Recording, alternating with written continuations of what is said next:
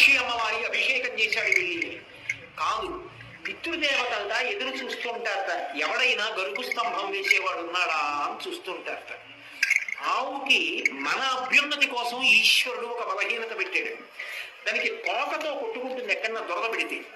నిజంగా తోక తగిలితే కర్ర పెట్టి కొట్టినట్టు ఉంటుంది, అలా కొడుతుంది. ఇంకా వెనక్కి ఏదైనా వస్తే కొమ్ముతో గీరుకుంటుంది. కానీ కంటి కింద దురద పెట్టిందనుకోండి, చెవి పక్కన దురద పెట్టిందనుకోండి, గంగడోలు దురద పెట్టిందనుకోండి, దాన్ని గోక్కోవడానికి ఆధారం లేదు. కాబట్టి అది బాధపడుతుంది. గరుకు స్తంభం అని వేస్తారు.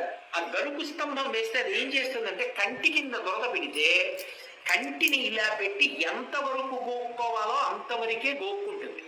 గంగడోలు దురద పెడితే గంగడోలు దానికేసి రుద్దుతుంది. అలా ఆవు కానీ గరుకు స్తంభాన్ని రుద్దినప్పుడు కొన్ని వెంట్రుకలు రాని కింద పడిపోతాయి. పితృదేవతలు ఎదురు చూస్తుంటారట, నా వంశంలో ఎవడైనా గరుకు స్తంభం వేసేవాడు ఉన్నాడా. అలా వెంట్రుకలు కాని కింద పడ్డాయా, ఉత్తర క్షణంలో గరుకు స్తంభం వేసినటువంటి వాడి యొక్క 7 తరాల వాళ్ళని నరకలోకంలోంచి స్వర్గానికి ఉత్తీర్ణులు చేస్తారు. నేను చెప్పట్లేదు, వేదం చెప్తాను. ఒక గోవు నుండి అంతటి అభ్యున్నతి ఉంది.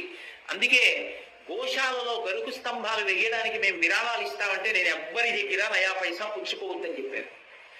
ఇంత కష్టపడి శ్రమదానం చేసిన వాళ్ళు ఎవరున్నారో అందరికీ ఆ ఫలితం దక్కాలి. అందరి పేరు మీద గోశాల వాళ్ళని గరుకు స్తంభాలు ఇవని చెప్పాను తప్ప ఒక్కళ్లే గరుకు స్తంభాలకి విరాళం పుచ్చుకోవద్దు అని చెప్పాను. అందరికీ దక్కాలి ఆ భాగ్యం, వేదం ప్రమాణం అయినప్పుడు. ఒక్క గోవు అంత గొప్పది. గోవుకి చేసినటువంటి సేవ అగ్నిహోత్రానికి చేసిన సేవ.